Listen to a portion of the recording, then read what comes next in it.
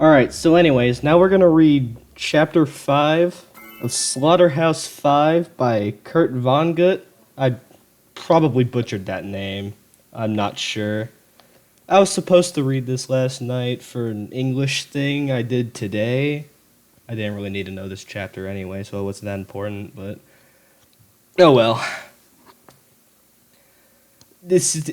Feel free to follow along if you have a physical copy of the book or just like a PDF, or just don't follow along and be confused. I don't know. I'm starting at chapter 5, so if you don't know the first 4 chapters, it's probably going to be very confusing. It's a very confusing book. But let's begin. Chapter 5. Billy Pilgrim says that the universe does not look a lot of... Fuck, okay, I already messed up. Billy Pilgrim says that the universe does not look like a lot of bright little dots to the creatures of Tralfamador. The creatures can see where each star has been and where it is going, so that the heavens are filled with rarefied, luminous spaghetti. And Tralfamadorians don't see human beings as two-legged creatures either. They see them as great millipedes with baby legs with babies' legs at one end and old people's legs at the other, says Billy Pilgrim. I'm gonna screw up a lot during this. Just be aware.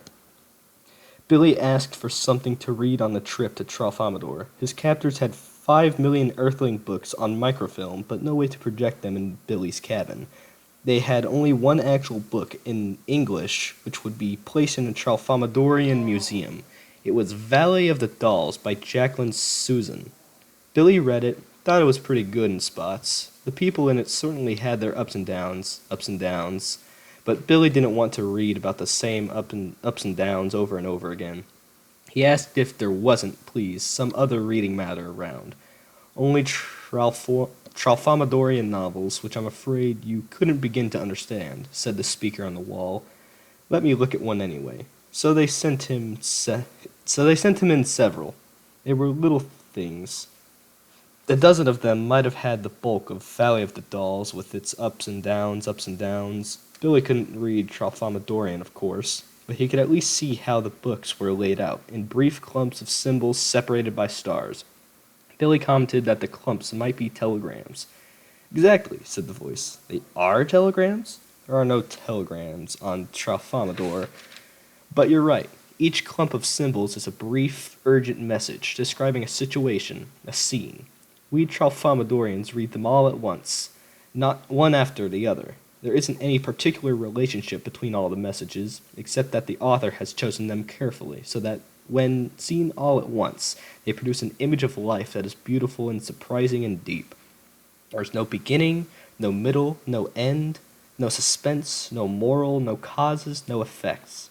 What we love in our books are the depths of many marvelous moments seen all at one time. Moments after that, the saucer entered a time warp, and Billy was flung back into his childhood. He was 12 years old, quaking as he stood with his mother and father on Bright Angel Point, at the rim of the Graham Canyon. Graham Canyon? What? The little inhuman family was staring at the floor of the canyon, 1 mile straight down. Well, said Billy's father, manfully kicking a pebble into space, there it is. They had come to this famous place by automobile. They had had 7 blowouts. Oh, they had had 7 blowouts on the way. Confusing to read. It was worth the trip, said Billy's mother raptly. Oh God, was it ever worth it?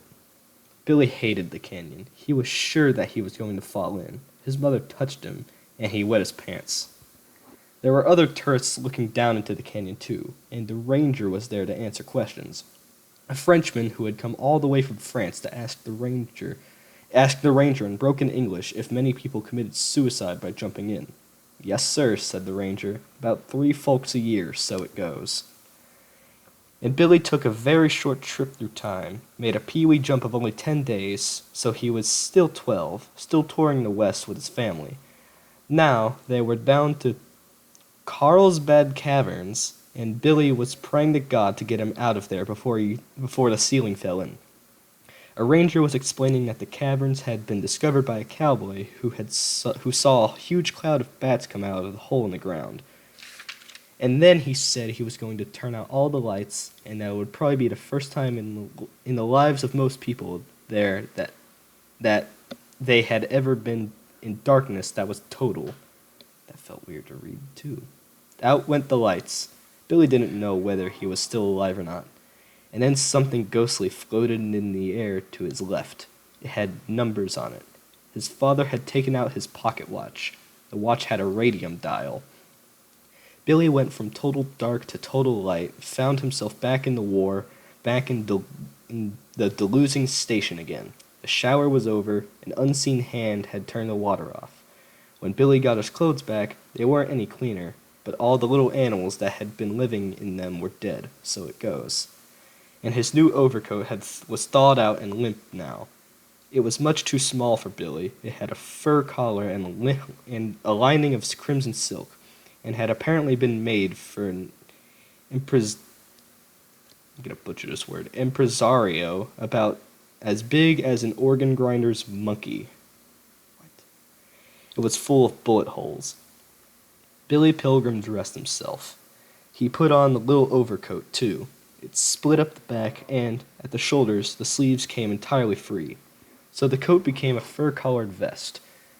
It was meant to flare at its owner's waist, but the flaring took place at Billy's armpits. The Germans found him to be one of the most screamingly funny things they had seen in all of World War II. They laughed and laughed. And the Germans told everybody else to form in ranks of 5, with Billy as their pivot. Then out of the doors went the parade, and through gate after gate again, there was more starving Russians with faces like radium dials. The Americans were livelier than ever before. Than before, not ever before. The jazzing with hot water had cheered them up, and they came to a shed where a corporal with only one arm and one eye wrote the name and serial number of each prisoner in a big red ledger.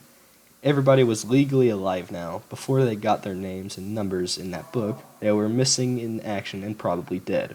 So it goes.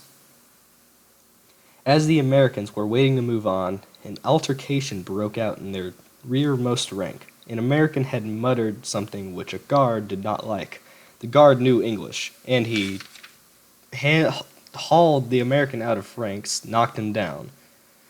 The American was astonished. He stood up shakily, spitting blood. He'd had 2 teeth knocked out. He had meant no harm by what he'd said, evidently, had no idea what the guard would hear and understand. "Why me?" he asked the guard. The guard shoved him back into ranks. "V you. V anybody," he said. When Billy Pilgrim's name was inscribed in the ledger of the prison camp, he was given a number 2, an iron dog tag in which that number was stamped. A slave laborer from Poland had done the stamping. He was dead now, so it goes. Billy was told to hang the tag around his neck along with his American dog tags, which he did. The tag was like a salt cracker, perforated down its middle so that a strong man could snap it in two with his bare hands, in case Billy died. Which he didn't. Half the tag would mark his body and half would mark his grave. After poor Edgar Derby, the high school teacher, was shot in Dresden later on, a doctor pronounced him dead and snapped his dog tag in two, so it goes. Properly enrolled and tagged, the Americans were led through gate after gate again. In 2 days' time, now their families would learn from the International Red Cross that they were alive. Next to Billy was little Paul Lazaro, who had promised to avenge Roland Weary. Lazaro wasn't thinking about vengeance. He was thinking about his terrible bellyache. His stomach had shrunk to the size of a walnut. That dry, shriveled pouch was as sore as with boil. Next to Lazaro was a poor, doomed old Edgar Derby, with his American and German dogs displayed like a necklace on the outside of his clothes. He had expected to become a captain, a company commander, because of his wisdom and age. Now, here he was on the... I always screw up this name. Czechoslovakian border at midnight. I think I did that right, actually. "Halt," said a guard. The Americans halted. They stood there quietly in the cold. The sheds they were among were outwardly like thousands of other sheds they had passed. There was this difference, though. The sheds had tin chimneys, and out of the chimneys whirled a constellation of sparks. A guard knocked on the door. The door was flung open from inside. Light leaped out through the door, escaped from prison at 186 miles per second. Out marched 50 middle-aged Englishmen. They were singing "Hail, Hail, the Gang's All Here" from Pirates of Penzance. These lusty, ruddy vocalists were among the first English-speaking prisoners to be taken in the Second World War. Now they were singing to nearly the last. They had not seen a woman or a child for 4 years or more. They hadn't seen any birds either. Not even sparrows would come into the camp. The Englishmen were officers. Each of them had attempted to escape from another prison at least once. Now they were here, dead center in a sea of dying Russians. They could tunnel all they pleased. They would inevitably surface within a rectangle of barbed wire, would find themselves greeted listlessly by dying Russians who spoke no English, who had no food or useful information or escape plans of their own. They could scheme all they pleased to hide aboard a vehicle or steal one, but no vehicle ever came into their compound. They could feign illness. That's feign. Good job, me. Could feign illness if they liked, but that wouldn't earn them a trip anywhere either. The only hospital in the camp was a 6-bed affair in the British compound itself. The Englishmen were clean and enthusiastic and decent and strong. They sang boomingly well. They had been singing together every night for years. The Englishmen who had been lifting weights and chinning themselves for years. Their bellies were like washboards. The muscles of their calves and upper arms were like cannonballs. They were all masters of checkers and chess and bridge and cribbage and dominoes and anagrams and charades and ping-pong and billiards as well. They were among the wealthiest people in Europe in terms of food. A clerical error early in the war, when food was still getting through to prisoners, had caused the Red Cross to ship them 500 parcels every month instead of 50. The Englishmen had hoarded these so cunningly that now, as the war was ending, they had 3 tons of sugar, 1 ton of coffee, 1,100 pounds of chocolate, 700 pounds of tobacco, 1,700 pounds of tea, 2 tons of flour, 1 ton of canned beef, 1,200 pounds of canned butter, 1,600 pounds of canned cheese, 800 pounds of powdered milk, and 2 tons of orange marmalade. They kept all this in a room without windows. They had rat-proofed it by lining it with flattened tin cans. They were adored by the Germans, who thought they were exactly what Englishmen ought to be. They made war look stylish and reasonable and fun, so the Germans let them have 4 sheds, though 1 shed would have held them all. And, in exchange for coffee or chocolate or tobacco, the Germans gave them paint and lumber and nails and cloth for fixing things up. Englishmen had known for 12 hours that American guests were on their way. They had never had guests before, and they went to work like darling elves, sweeping, mopping, cooking, baking, making mattresses of straw and burlap bags, setting tables, putting party favors at each place. Now they were singing their welcome to their guests in the winter night. Their clothes were aromatic. My brain could not comprehend that word. My God. Aromatic with the feast they had been preparing. They were dressed half for battle, half for tennis, or croquet. They were so elated by their own hospitality and by all the goodies waiting inside that they did not take a good look at their guests while they sang, and they imagined that they were singing to fellow officers fresh from the fray. They wrestled the Americans toward the shed door affectionately, filling the night with manly blather and brotherly rhodomontades. I don't know if I pronounced that right either. They called them Yank, told them good show, promised them that Jerry was on the run, and so on. Billy Pilgrim wondered dimly who Jerry was. Now he was indoors, next to an iron cook stove that was glowing cherry red. Dozens of teapots were boiling there. Some of them had whistles, and there was this witch's cauldron full of golden soup. The soup was thick. Primeval bubbles surfaced it with lethargical majesty as Pilly Pilgrim. Pilly Pilgrim! Oh my god! As Billy Pilgrim stared. I'm sorry. Oh my god. There were long tables set for a banquet. At each place was a bowl made from a can that had once contained powdered milk. A smaller can was a cup. The taller, more slender can was a tumbler. Each tumbler was filled with warm milk. At each place was a safety razor, a washcloth, a package of razor blades, a chocolate bar, 2 cigars, a bar of soap, 10 cigarettes, and a book of matches, a pencil, and a candle. Only the candles and the soap were of German origin. They had a ghostly opalescent similarity. The British had no way of knowing it, but the candles and the soap were made from the fat of rendered Jews and gypsies and fairies and communists and other enemies of the state, so it goes. The banquet hall was illuminated by candlelight. There were heaps of fresh-baked white bread on the tables, gobs of butter, pots of marmalade. It's no and?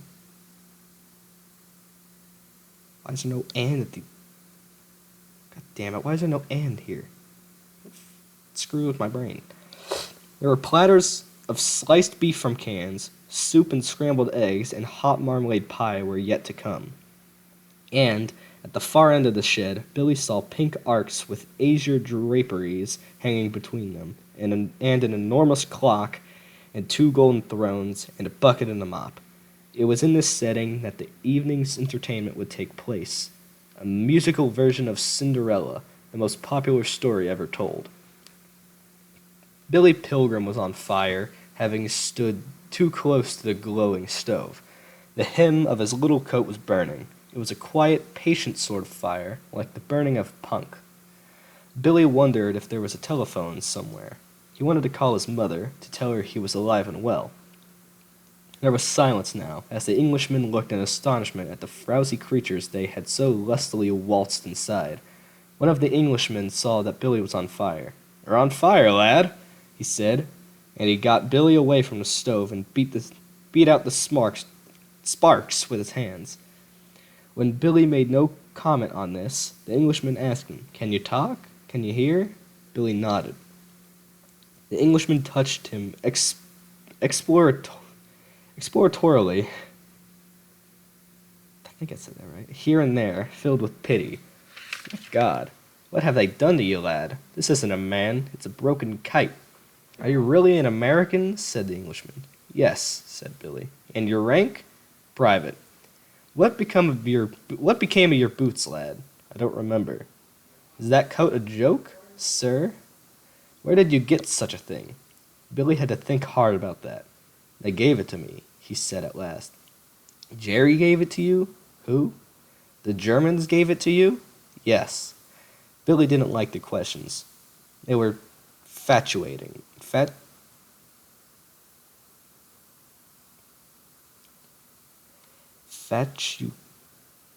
Good enough. "Oh, yank, yank, yank," said the Englishman. "That coat was an insult, sir.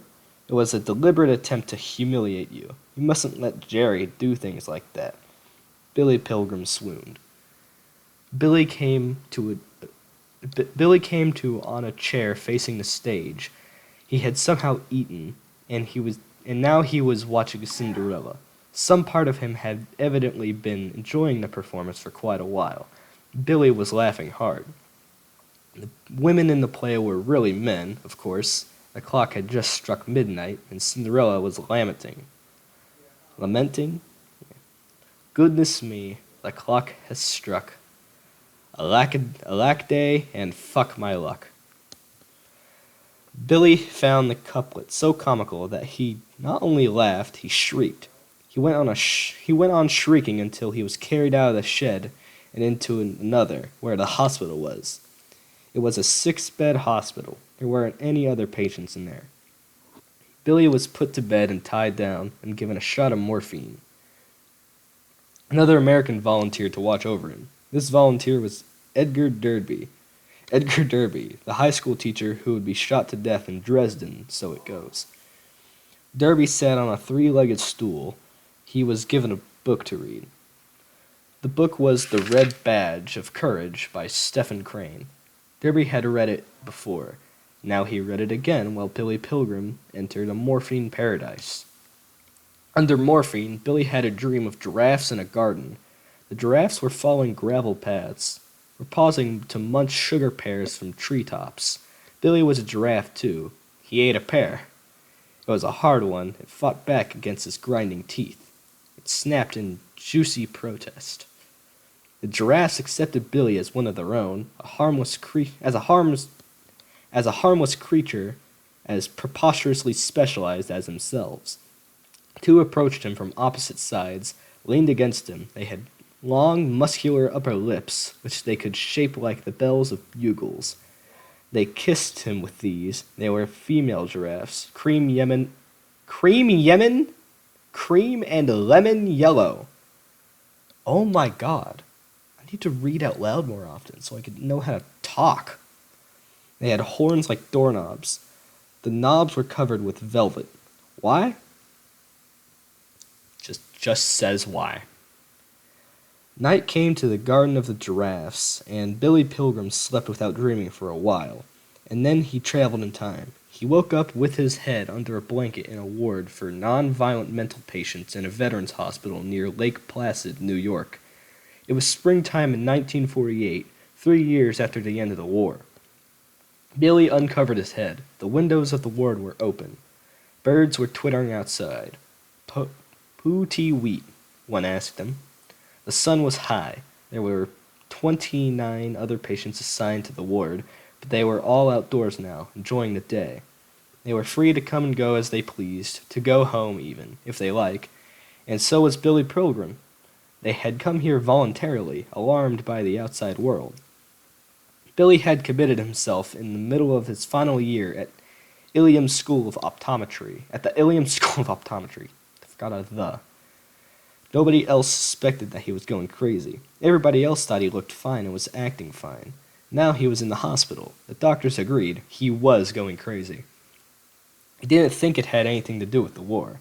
They were sure Billy was going to pieces because his father had thrown him to the deep end of the YMCA swimming pool when he was a little boy and had taken him to the rim of the Grand Canyon.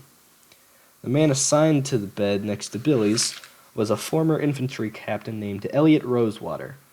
Rosewater was sick and tired of being drunk all the time. It was Rosewater who introduced Billy to science fiction, and in particular to the writings of Kilgore Trout. Rosewater had a tremendous collection of science fiction paperbacks under his bed. He had brought them to the hospital in a steamer trunk. Those beloved, frumpish books gave off a smell that permeated the ward, like flannel pajamas that hadn't been changed for a month, or like Irish stew. Kilgore Trout became Billy's favorite living author, and science fiction became the only sort of tales he could read.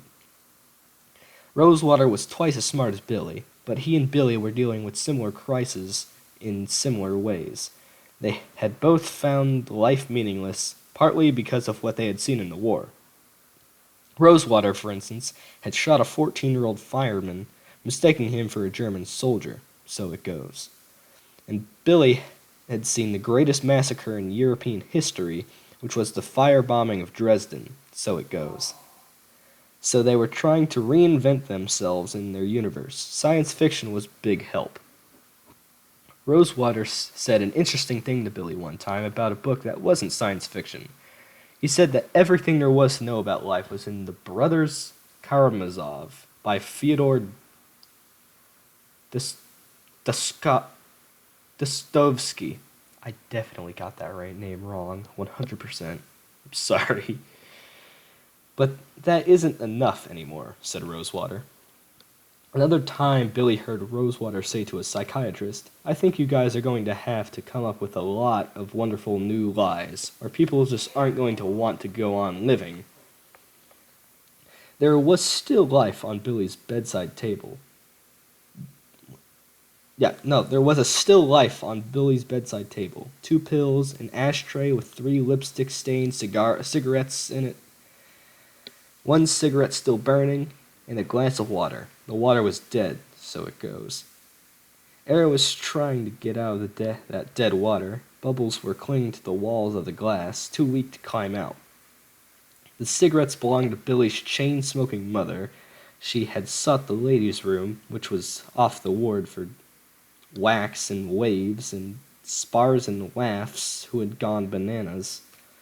She would be back at any moment now.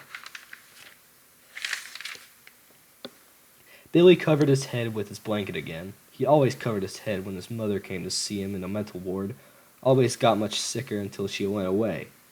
It wasn't that she was ugly or had bad breath or bad personality. She was a perfectly nice, standard-issue brown-haired white woman with a high school education. She upset. I need to learn how to speak. Oh my God. She upset Billy simply by being his mother. She made him feel embarrassed and ungrateful and weak because she had gone to so much trouble to give him life, and to keep that life going, and Billy didn't really like life at all. Billy heard Elliot Rosewater come in and lie down. Rosewater's bed springs talked a lot about that. Rosewater was a big man, but not very powerful. He looked as though he might be made out of nose putty. And then Billy's mother came back from the ladies' room, sat down on a chair between Billy and Rosewater's bed. Rosewater greeted her with a melodious warmth, asked how she was today. He seemed delighted to hear that she was fine. He was experimenting with being ardently sympathetic with everybody he met. He thought that might make the world a slightly more pleasant place to live in. He called Billy's mother dear. He was experimenting with calling everybody dear. Someday, she promised Rosewater, I'm going to come here, and Billy is going to uncover his head. And do you know what he's going to say? What's he going to say, dear? He's going to say, hello, Mom. And he's going to smile. He's going to say, gee, it's good to see you, Mom. How have you been? Today could be the day. Every night I pray. That's a good thing to do. People would be surprised if they knew how much in this world was due to prayers. You never said a truer word, dear. Does your mother come to see you often? My mother's dead, said Rosewater. So it goes. I'm sorry. At least she had a happy life as long as it lasted. That's a consolation, anyway. Yes. Billy's father's dead, you know, said Billy's mother. So it goes. A boy needs a father. And on it went, that duet between the dumb praying lady and the big hollow man who was so full of loving echoes. He was at the top of his class when this happened, said Billy's mother. Maybe he was working too hard, said Rosewater. He held a book he wanted to read, but he was much too polite to read and talk, too. Easy as it was to give Billy's mother satisfactory answers, the book was Maniacs in the Fourth Dimension by Kilgore Trout. It was about people whose mental diseases couldn't be treated because the causes of the diseases were all in the fourth dimension, and three-dimensional earthling doctors couldn't see those causes at all, or even imagine them. One thing Trout said that Rosewater liked very much was that there really were vampires and werewolves and goblins and angels and so on, but that they were in the fourth dimension. So was William Blake, Rosewater's favorite poet, according to Trout. So were heaven and hell. He's engaged to a very rich girl, said Billy's mother. That's good, said Rosewater. Money can be a great comfort sometimes. It really can. Of course it can. It isn't much fun if you have to pinch every penny till it screams. It's nice to have a little breathing room. Her father owns the optometry school where Billy was going. He also owns 6 offices around our part of the state. He flies his own plane and has a summer place up on Lake George. That's a beautiful lake. Billy fell asleep under his blanket. When he woke up again, he was tied to the bed of the hospital back in prison. He opened one eye, saw poor old Edgar Derby reading The Red Badge of Courage by candlelight. Billy closed that one eye, saw in his memory of the future poor old Edgar Derby in front of a firing squad in the ruins of Dresden. There were only 4 men in that squad. Billy had heard that one man in each firing squad was customarily given a rifle loaded with a blank cartridge. Billy didn't think... I skipped a page. Billy didn't think there would be a blank cartridge issued in a squad that was that small and a war that old. Now the head Englishman came into the hospital to check on Billy. He was an infantry colonel captured at Dunkirk. It was he who had given Billy morphine. There wasn't a real doctor in the compound, so the doctoring was up to him. "How's the patient?" he asked Derby. "Dead to the world, but not actually dead." "No." How nice to feel nothing and still get full credit for being alive. Derby now came to lugubrious attention. No, please, as you were. With only 2 men for each officer, and all the men sick, I think we can do without the usual pageantry between officers and men. Derby remained standing. "You seem older than the rest," said the colonel. Derby told him he was 45, which was 2 years older than the colonel. The colonel said that the other Americans had all shaved now, that Billy and Derby were the only 2 still with beards. And he said, we've had to imagine the war here, and we have imagined that it was being fought by aging men like ourselves. We had forgotten that wars were fought by babies. When I saw those freshly shaved faces, it was a shock. My God, I said to myself, it's the children's crusade." The colonel asked old Derby how he had been captured, and Derby told a tale of being in a clump of trees with about 100 other frightened soldiers. The battle had been going on for 5 days. The 100 had been driven into the trees by tanks. Derby described the incredible artificial weather that Earthlings sometimes create for other Earthlings when they don't want those other Earthlings to inhabit Earth anymore. Shells were bursting in the treetops with terrific bangs, he said, showering down knives and needles and razor blades.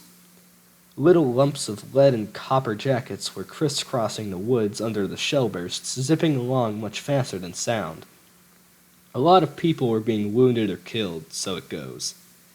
Then the shelling stopped, and a hidden German with a loudspeaker told the Americans to put their weapons down and come out of the woods with their hands on top of their heads, or the shelling would start again. It wouldn't stop until everybody in there was dead. So the Americans put their weapons down, and they came out of the woods with their hands on top of their heads because they wanted to go on living, if they possibly could. Billy traveled in time back to the Veterans Hospital again, the blanket over his head. It was quiet outside the blanket. "Is my mother gone?" said Billy. "Yes." Billy peeked out from under his blanket. His fiancée was out there now, sitting on the visitor's chair. Her name was Valencia Merble? It's probably a European last name, I don't know. Valencia was the daughter of the owner of the Ilium School of Optometry. Wait. I'm sorry, I had a thought. Billy's in America. Merble is an American last name, probably. God damn it. What am I thinking? Whatever. She was rich. She was as big as a house because she couldn't stop eating. She was eating now. She was eating a Three Musketeers candy bar. She was wearing trifocal lenses and harlequin frames, and the frames were trimmed with rhinestones. The glitter of the rhinestones was answered by the glitter of the diamond in her engagement ring. The diamond was insured for $1,800. Billy had found that diamond in Germany. It was a booty of war. Billy didn't want to marry ugly Valencia. She was one of the symptoms of his disease. He knew he was going crazy when he heard himself proposing marriage to her, when he begged her to take the diamond ring and be his companion for life. Billy said hello to her, and she asked him if he wanted some candy. He said, "No thanks." She asked him how he was, and he said, "Much better, thanks." She said that everybody at the optometry school was sorry he was sick and hoped he would be well soon. And Billy said, Well, when Billy said, when you see him, tell him hello. She promised she would. She asked him if there was anything she could bring him from the outside, and he said, no, I have just about everything I want.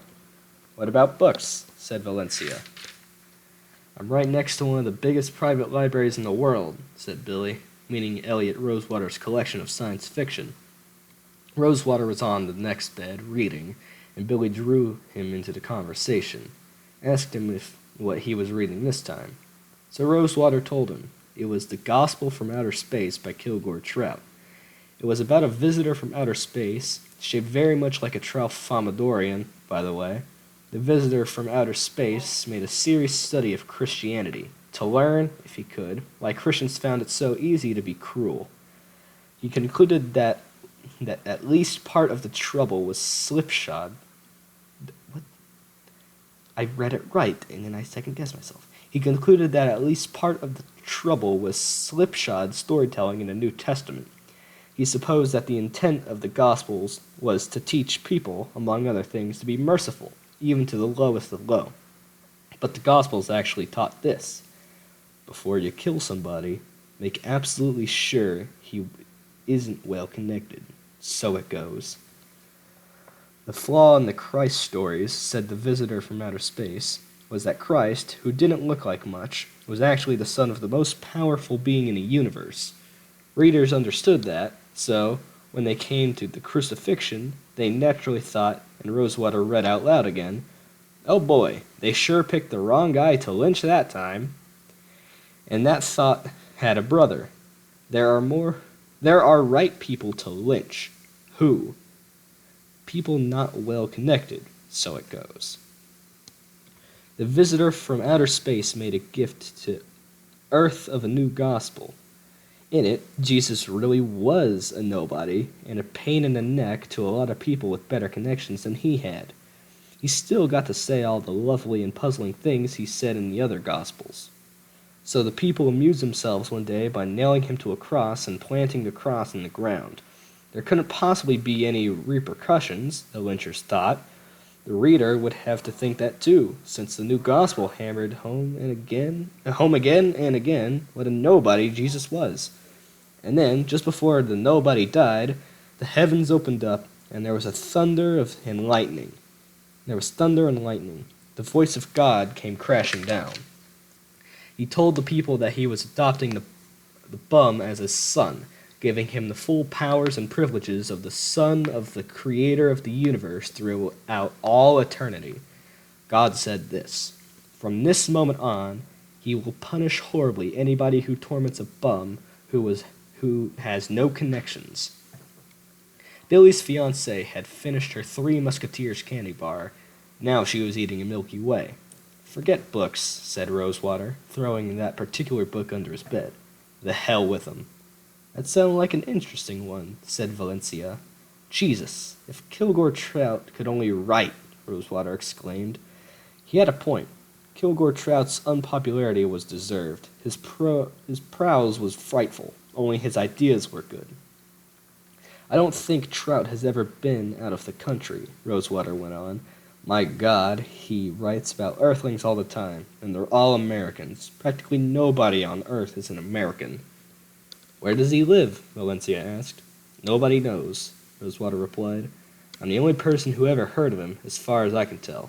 No two books have the same publisher, and every time I write him in care of a publisher, a letter comes back because the publisher has failed. Change the subject now, congratulated Valencia on her engagement ring. Thank you, she said, and held it out so Rosewater could get a close look.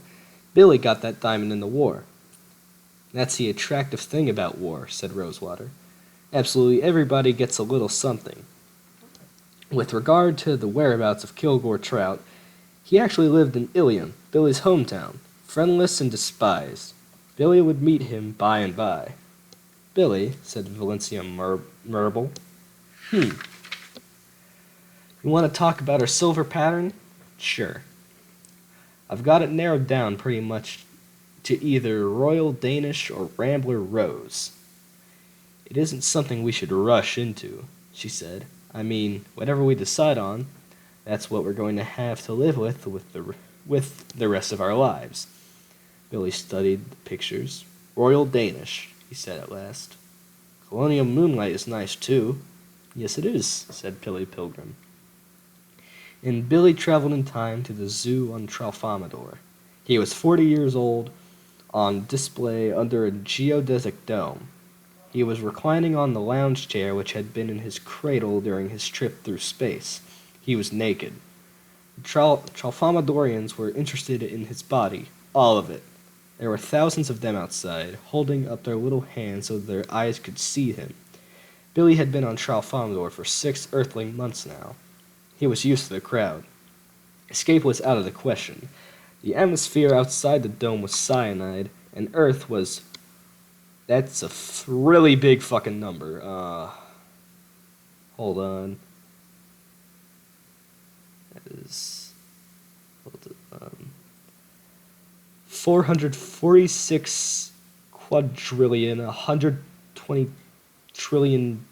Big number. Really, really fucking big number. Miles away. Billy was displayed there in the zoo of a simulated Earthling habitat. Most of the furnishings had been stolen from the Sears Roebuck warehouse in Iowa City, Iowa. There was a color television set and a couch that could be converted into a bed. There were end tables with lamps and ashtrays on them by the couch. There was a home bar and 2 stools. There was a little pool table. There was wall-to-wall carpeting in federal gold, except in the kitchen and bathroom areas and over the Iron Man hole oak cover in the center of the floor. There were magazines arranged in a fan on the coffee table in front of the couch. Oh my god, I've been sitting for a while. There was a stereophonic phonograph. The phonograph worked, the television didn't. There was a picture of one cowboy killing another one pasted to the television tube, so it goes. There were no walls in the dome, no place for Billy to hide. The mint green bathroom fixtures were right out in the open. Billy got off his lounge chair now, went to the bathroom and took a leak. The crowd went wild.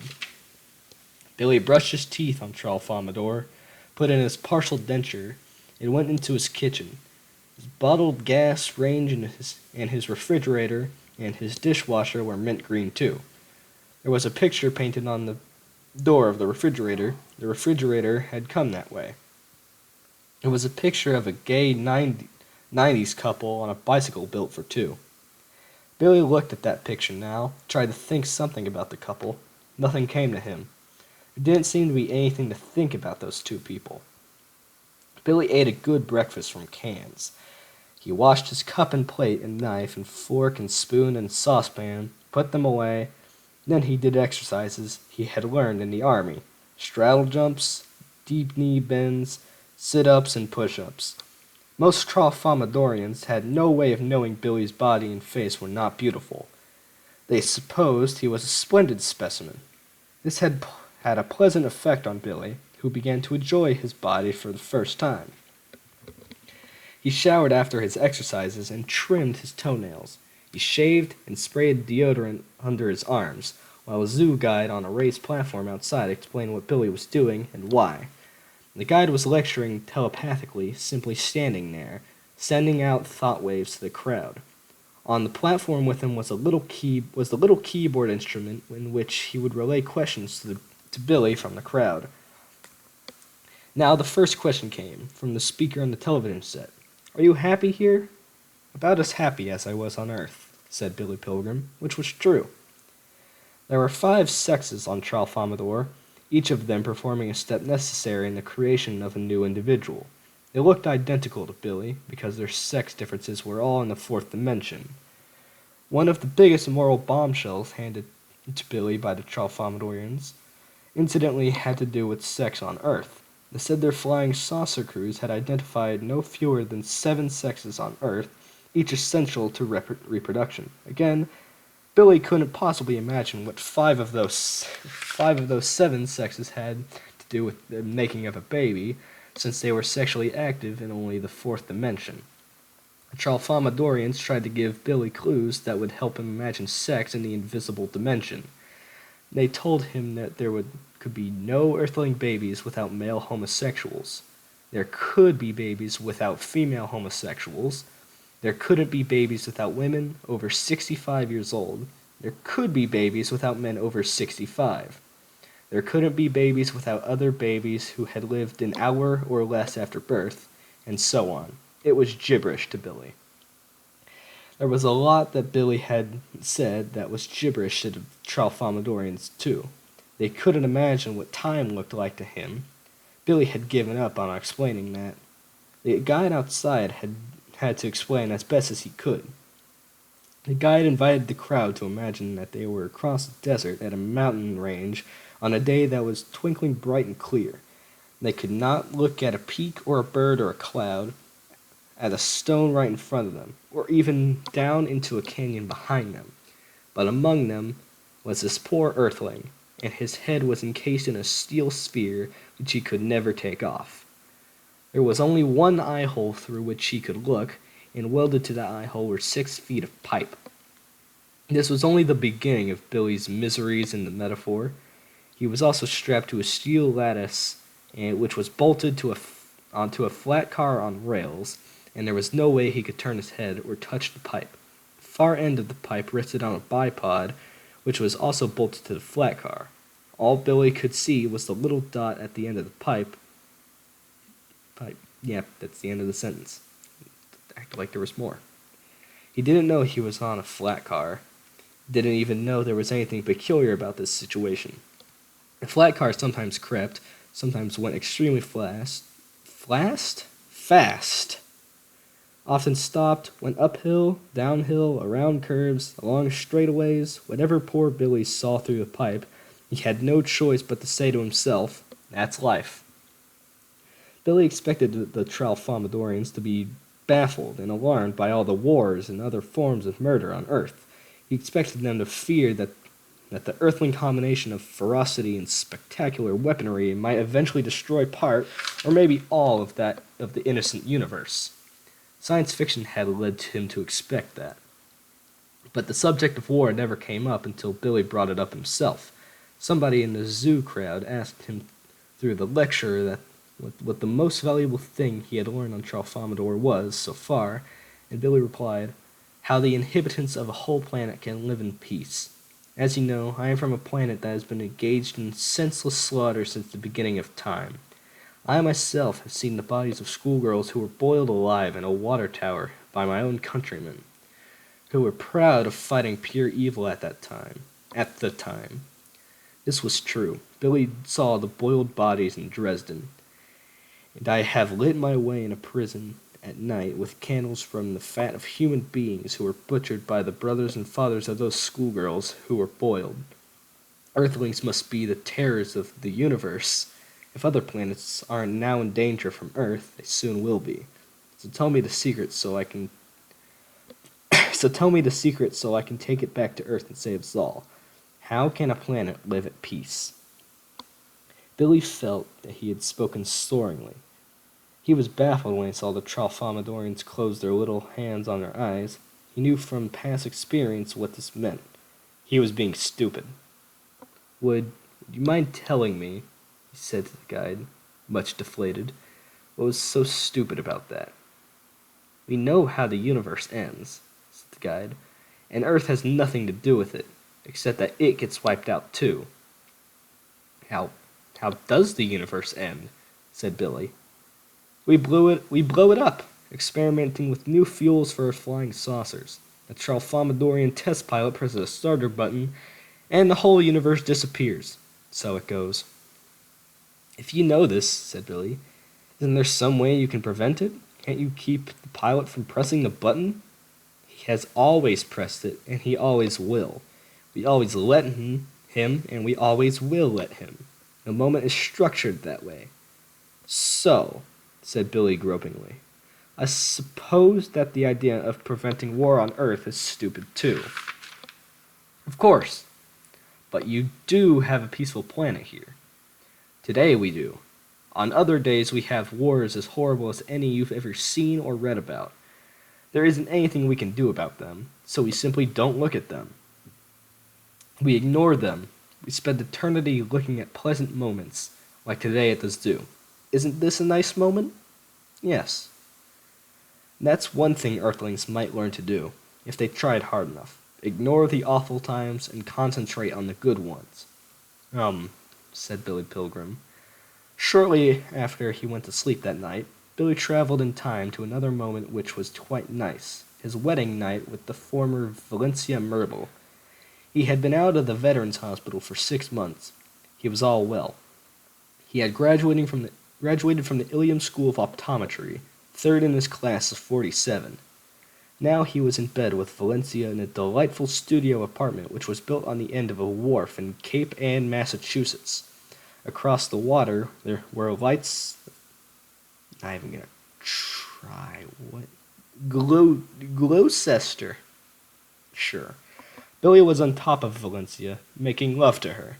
One result of this act would be the birth of Robert Pilgrim, who would become a problem in high school, but who would then straighten out as a member of the famous Green Berets.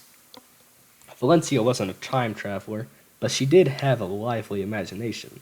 While Billy was making love to her, she imagined that she was a famous woman in history.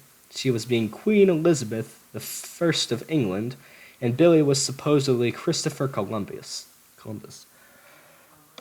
I'm sorry to the all-rated extreme demon list mod that has to go through all this. If they do.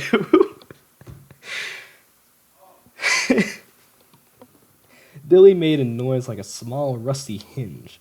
He had just emptied his... God damn it, why is this the shit I have to read? Why is this a chapter I chose? Alright. He just emptied his seminal vesicle? Sure, vessel, whatever, into Valencia, had contributed his share of the Green Beret. According to the Tralfamadorians, of course, the Green Beret would have 7 parents in all. Now he rolled off his huge wife, whose rapt expression did not change when he departed. He lay with the buttons of his spine along the edge of the mattress, folded his hands behind his head. He was rich now. He had been rewarded for marrying a girl nobody in his right mind would have married. His father-in-law had given him a new Buick Roadmaster, an all-electric home, and had made him manager of the most prosperous office, his Ilium office, where Billy could expect to make at least $30,000 a year. That was good. His father had only been a barber. As his mother said, the Pilgrims are coming up in the world.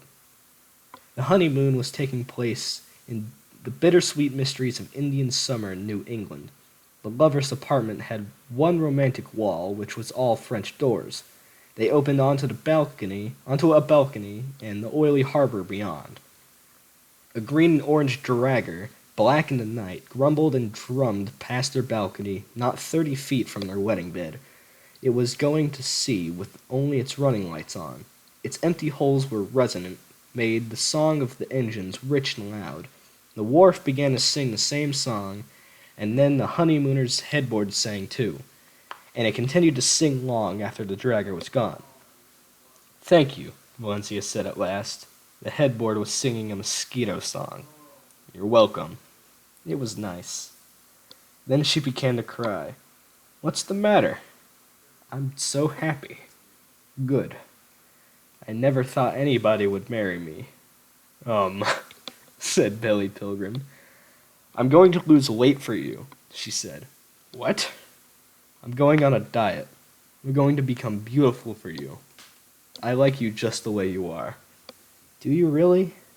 "Really," said Billy Pilgrim. He had already seen a lot of their marriage, thanks to time travel, knew that it was going to be at least bearable all the way. A great motor yacht named the If you really want to know the name of this, just read the book. I'm not even going to try with that. Now slid past the marriage bed. The song its engines sang was a very low organ note. All her lights were on. 2 beautiful people, a young man and a young woman in evening clothes, were at the rail and the stern, loving each other and their dreams and the lake. They were honeymooning too. They were Lance Rumford of Newport, Rhode Island, and his bride, the former Cynthia Landry, who had been a childhood sweetheart of John F. Kennedy in Hyannisport, Massachusetts. There was a slight coincidence here. Billy Pilgrim would later share a hospital room with Rumford's uncle, Professor Burton Copeland Rumford of Harvard, official historian of the United States Air Force. When the beautiful take a little break. God, learn to speak. Thank you. When the beautiful people were passed, Valencia questioned her funny-looking husband about war. It was a simple-minded thing for a female earthling to do, to associate sex and glamour with war. Glamour spelt wrong in his book, by the way. I'd just like to mention that. Do you ever think about the war? She said, laying a hand on his thigh. Sometimes, said Billy Pilgrim. I look at you sometimes, said Valencia, and I get a funny feeling that you're just full of secrets. I'm not, said Billy. This was a lie, of course. He hadn't told anybody about the time traveling he'd done, about Tralfamadore, and so on. You must have secrets about the war. Or not secrets, I guess, but things you don't want to talk about. No. I'm proud you were a soldier. Do you know that? Good. Was it awful? Sometimes. A crazy thought now occurred to Billy. The truth of it startled him. It would make a good epitaph. No way I said that right. For Billy Pilgrim. And for me, too. Will you talk about the war now, if I wanted you to? Said Valencia. In a tiny cavity in her great body, she was assembling the materials for a green beret. It would sound like a dream, said Billy. Other people's dreams aren't very interesting, usually. I heard you tell Father one time about a German firing squad. She was referring to the execution of poor old Edgar Derby. You had to bury him? Yes. Did he see you with your shovels before he was shot? Yes. Oh, there's a picture here.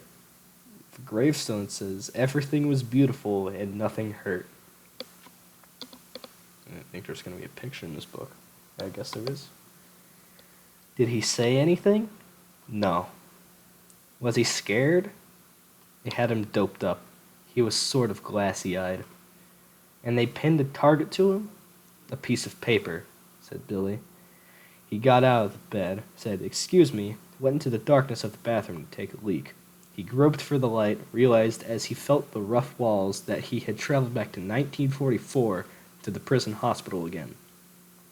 The candle in the hospital had gone out. Poor old Edgar Derby had fallen asleep on the cot next to Billy's. Billy was out of bed, groping along a wall, trying to find a way out because he had to take a leak so badly. He suddenly found a door, which opened, let him reel out into the prison night. Billy was loony with time-travel morphine, which he delivered himself to a barbed wire fence, which snagged him in a dozen places. Billy tried to back away from it, but the barbs wouldn't let go. So Billy did a silly little dance with the fence, taking a step this way, then that way, and returning to the beginning again. A Russian, himself out in the night to take a leak, saw Billy dancing from the other side of the fence. He came over to the curious scarecrow, tried to talk with it gently, asked what country it was from. The scarecrow paid no attention, went on dancing. So the Russian undid the snags one by one, and the scarecrow danced off into the night again without a word of thanks. The Russian raved to him. Raved? Waved! Learn to speak myself. Oh my. The Russian waved to him and called after him in Russian, goodbye. Billy took his pecker out. There in the prison night, he peed on the ground, and then he put it away again, more or less, and contemplated a new problem. Where he had come from, and where should he go now? Somewhere in the night there were cries of grief. With nothing better to do, Billy shuffled in their direction. He wondered what tragedy so many had found to lament out of doors. Billy was approaching, without knowing it, the back of the latrin. It consisted of a one-rail fence with 12 buckets underneath it. The fence was sheltered on 3 sides by a screen of scrap lumber and flattened tin cans. The open side faced the black tar paper wall of the shed where the feast had taken place. Billy moved along the screen and reached a point where he could see a message freshly painted on the tar paper wall. The words were written in the same pink paint which had brightened the set for Cinderella. Billy's perceptions were so unreliable that he saw the words hanging in the air, painted on a transparent curtain perhaps, and there were lovely silver dots on the curtain too. These were really nail heads holding the tar paper to the shed. Billy could not imagine how the curtain was supported in nothingness, and he supported that the magic curtain and the theatrical grief were part of some religious ceremony he knew nothing about. Here's what the message said.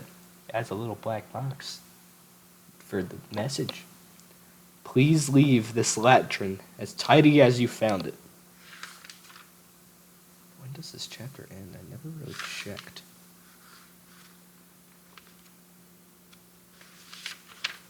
I'm taking a small break just to figure out where I end. Oh my god, there's still quite a bit left. Okay, never mind, there's not too much left, like 10 pages. Billy looked inside the latrin. The wailing was coming from in there. The place was crammed with Americans who had taken their pants down. The welcome feast had made them sick as volcanoes. The buckets were full or had been kicked over. An American near Billy wailed that he had excreted everything but his brains. Moments later, he said, "There they go, there they go." He meant his brains. What the fuck? What the fuck, man? What? Okay. That was I. That was me. That was the author of this book. Billy reeled away from his vision of hell. He passed 3 Englishmen who were watching the excrement festival from a distance. They were catatonic with disgust. "Button your pants," said one as Billy went by. So Billy buttoned his pants. He came to the door of the little hospital by accident. He went through the door and found himself honeymooning again, going from the bathroom back to bed with his bride on Cape Ann. "I missed you," said Valencia. "I missed you," said Billy Pilgrim. Billy and Valencia went to sleep nestled like spoons, and Billy traveled back in time to the train ride he had taken in 1944, from maneuvers in South Carolina to his father's funeral in Ilium. He hadn't seen Europe or combat yet.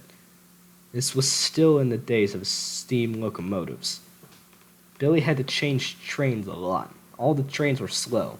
The coaches stunk of coal smoke and rationed tobacco and rationed booze, and the farts of people eating wartime food. The upholstery of iron seats was bristly, and Billy couldn't sleep. I swear I can pronounce L's. And Billy couldn't sleep much. He got to sleep soundly when he was only 3 hours from Ilium, with his legs splayed toward the entrance of the busy dining car. The porter woke him up when the train reached Ilium. Billy staggered off with his duffel bag, and then he stood on the station platform next to the porter, trying to wake up. "Have a good nap, did you?" said the porter. "Yes," said Billy. "Man," said the porter, "you sure had a hard-on." At 3 a.m. on Billy's morphine night in prison, a new patient was carried into the hospital by 2 lusty Englishmen. He was tiny. He was Paul Lazaro, the polka-dotted car thief from Cicero, Illinois. He had been caught stealing cigarettes from under the pillow of an Englishman. The Englishman, half asleep, had broken Lazaro's right arm and knocked him unconscious. The Englishman who had done this was helping to carry Lazaro now. He had fire-red hair and no eyebrows. He had been Cinderella's blue fairy godmother in the play. Now he supported his half of Lazaro with one hand while he closed the door behind himself with the other. "Doesn't weigh as much as a chicken," he said. The Englishman with Lazaro's feet was the colonel who had given Billy his knockout shot. The blue fairy godmother was embarrassed and angry too. If I'd known I was fighting a chicken, he said, I wouldn't have fought so hard. Um, the blue fairy godmother spoke frankly about how disgusting all the Americans were. Weak, smelly, self-pitying, a pack of sniveling, dirty, thieving bastards, he said. They're worse than the bleeding Russians. They do seem a scruffy lot, the colonel agreed. The German major came in now. He considered the Englishmen as close friends. He visited them nearly every day, played games with them, lectured them on German history, played their piano, gave them lessons in controversial German. He told them often that, if it weren't for their civilized company, he would go mad. His English was splendid. He was apologetic about the Englishmen's having to put up with the American enlisted men. He promised them that they would not be inconvenienced for more than a day or two, that the Americans would soon be shipped to Dresden as a contract labor. He had a monograph with him, published by the German Association of Prison Officials. It was a report on the behavior of Germany of American enlisted men as prisoners of war. It was written by a former American who had risen high in the German Ministry of Propaganda. His name was Howard W. Campbell Jr. Campbell, whatever. He would later hang himself while awaiting trial as a war criminal. So it goes. While the British colonel set Lazzaro's broken arm and mixed plaster for the cast, the German major translated out loud passages from Howard W. Campbell Jr.'s monogram. Campbell had been a fairly well-known playwright at one time. His opening line was this one. America is the wealthiest nation on earth, but its people are mainly poor, and poor Americans are urged to hate themselves. To quote the American humorist Ken Hubbard, it ain't no disgrace to be poor, but it might as well be. It is in fact a crime for an American to be poor, even though America is a nation of poor. Every other nation has folk traditions of men who were poor, but extremely wise and virtuous, and therefore more estimable than anyone with power and gold. No such tales are told by the American poor. They mock themselves and glorify their betters. The meanest eating or drinking establishment owned by a man who is himself poor is very likely to have a sign on its wall asking this cruel question. If you're so smart, why ain't you rich? There will also be an American flag no larger than a child's hand glued to a lollipop stick and flying from the cash register. The author of the monogram, a native from Schenectady, New York, was said by some to have the highest IQ of all the war criminals who were made to face a death by hanging, so it goes. Americans, like human beings everywhere, believe many things that are obviously untrue. The monograph went on. Their most destructive untruth is that it is very easy for any American to make money. They will not acknowledge how in fact hard money is to come by, and therefore those who have no money blame themselves. This inward blame has been a treasure for the rich and powerful who have had to do less for their poor publicity and privately than any other ruling class since, say, Napoleonic times. I had to wait for that. I knew it was coming. Many novelties have come from America. The most startling of these, a thing without precedent, is a mass of undignified poor. They do not love one another because they do not love themselves. Once this is understood, the disagreeable behavior of American enlisted men in German prisons ceases to be a mystery. Howard W. Campbell Jr. has now discussed the uniform of the American enlisted in World War II. Every other army in history, prosperous or not, has attempted to clothe even its lowliest soldiers as to make them impressive to themselves and others as stylish experts in drinking and copulation and looting and sudden death. The American Army, however, sends its enlisted men out to fight and die in a modified business suit quite evidently made for another man. A sterilized but unpressed gift from the nose-holding charity which passes out clothing to drunks in slums. When a dashingly clad officer addresses such a frumpishly dressed bum, he scolds him, as an officer in any army must. But the officer's contempt is not, as in other armies, avuncular theatrically. It is a genuine expression of hatred for the poor, who have no one to blame for their misery but themselves. A prison administrator dealing with captured Americans enlisted for the first time should be warned.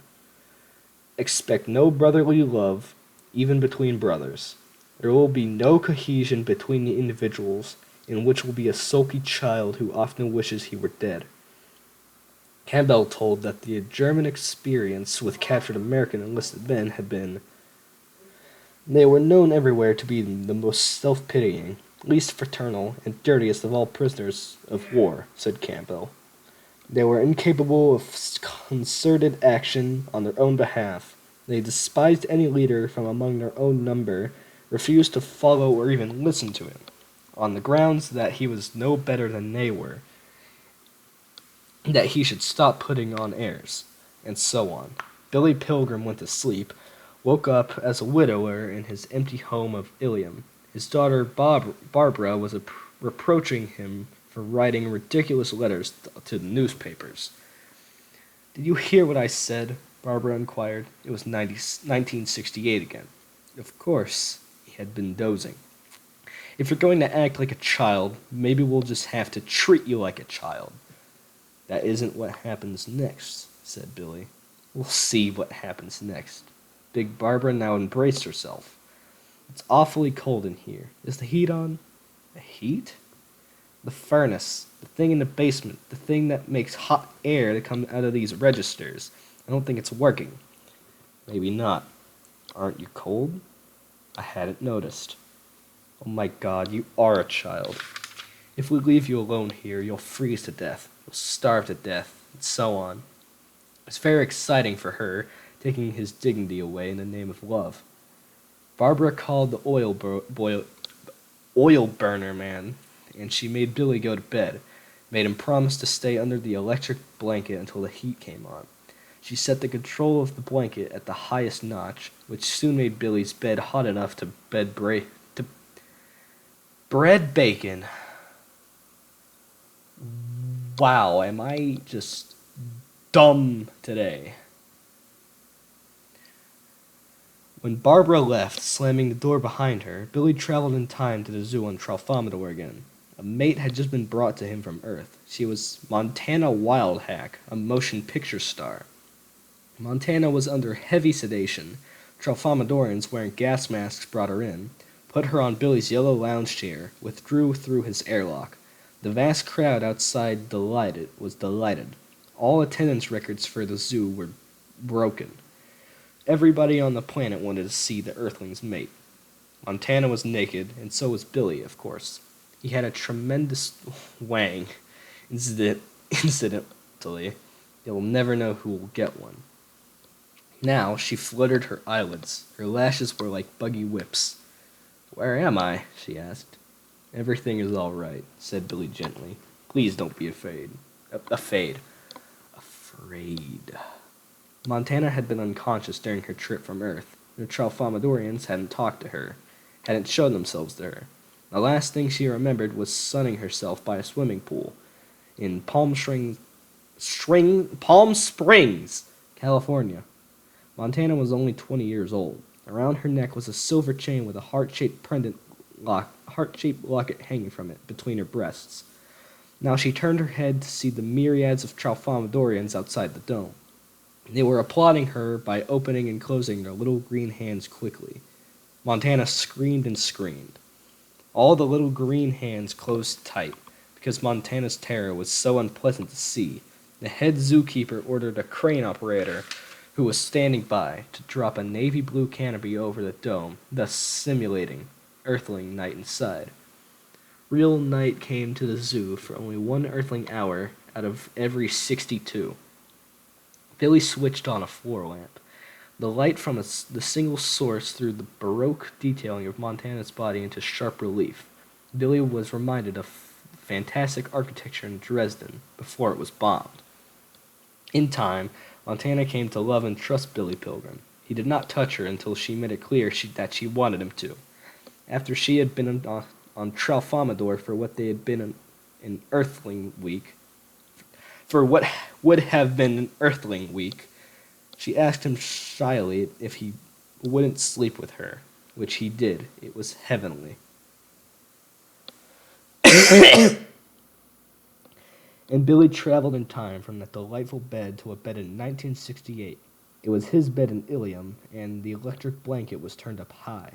He was drenched in sweat, remembered groggily that his daughter had put him to bed, and told him to stay there until the oil burner was repaired. Somebody was knocking on the door. "Yes," said Billy. "Oil burner, man." "Yes?" "It's running good now. The heat's coming up." "Good." "Mouse ate through a wire frame from the thermostat." "I'll be darned." Billy sniffed.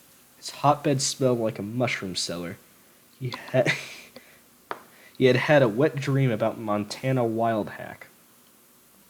On the morning after that wet dream, Billy decided to go back to work in his office in the shopping plaza. Business was booming as usual. His assistants were keeping up with it nicely. They were startled to see him. They had been told by his daughter that he might never practice again. But Billy went into his examining room briskly, asked that the first patient be sent in. So they sent him in once.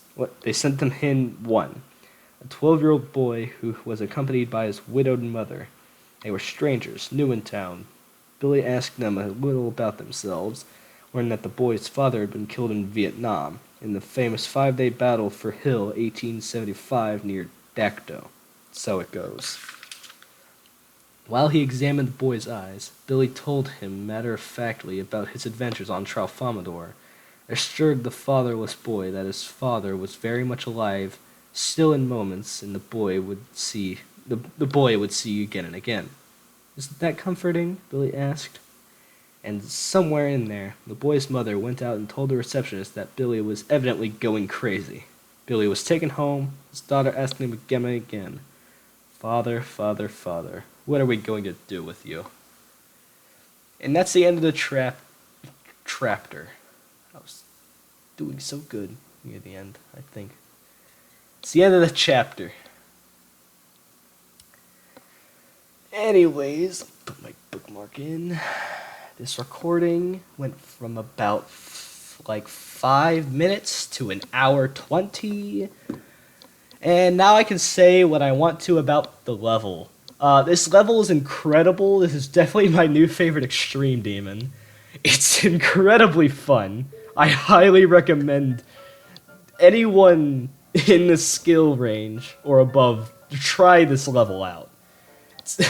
Don't even have 200 victors yet, and it's existed for months, and it's even legendary rated, and it definitely deserves that rating. I'm not sure I'd argue mythic, but it's definitely like a high legendary. I don't know what much else to say. Good day. Woohoo!